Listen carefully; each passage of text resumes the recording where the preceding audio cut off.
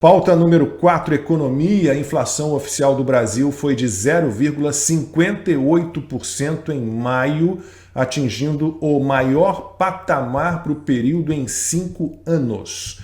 As duas principais pressões vieram dos grupos alimentos e energia.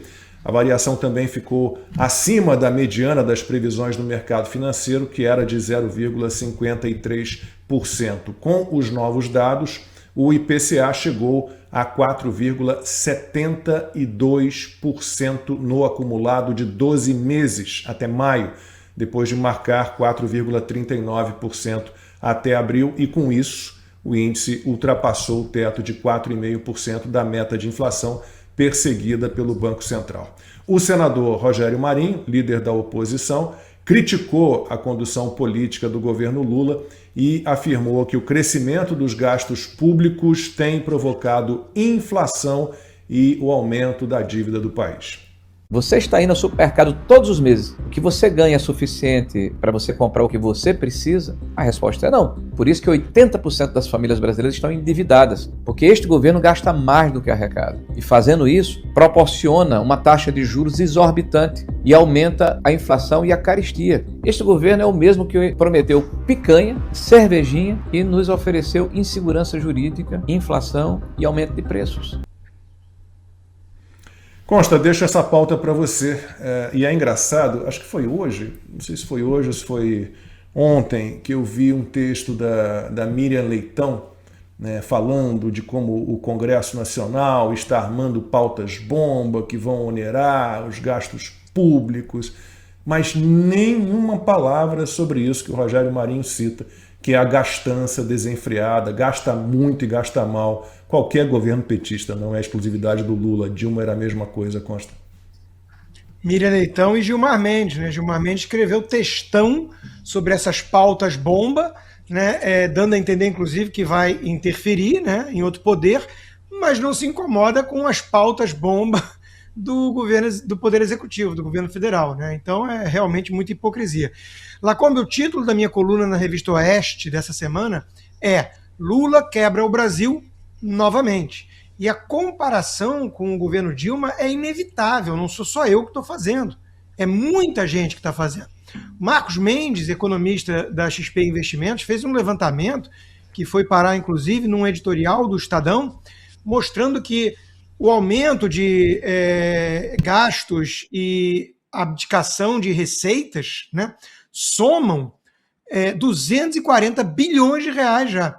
Sendo que desses, 200 bilhões não estão no orçamento. Estão fora do orçamento. Tem um nome para isso, né, que a gente viu no governo Dilma, pedaladas fiscais.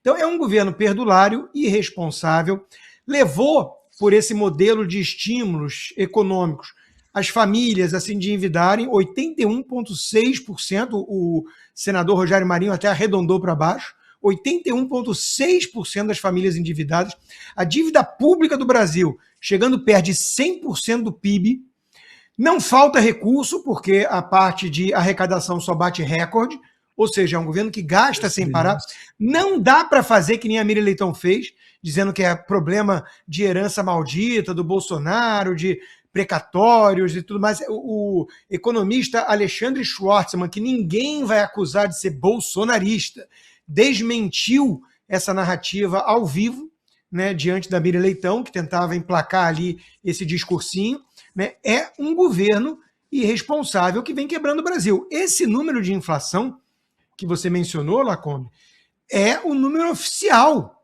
E nós temos que lembrar que temos ali no IBGE o Márcio Pockmann, o malabarista, o maquiador deste governo. O Brasil está vivendo algo similar ao que viveu a Argentina na época do governo lulista, do Alberto Fernandes.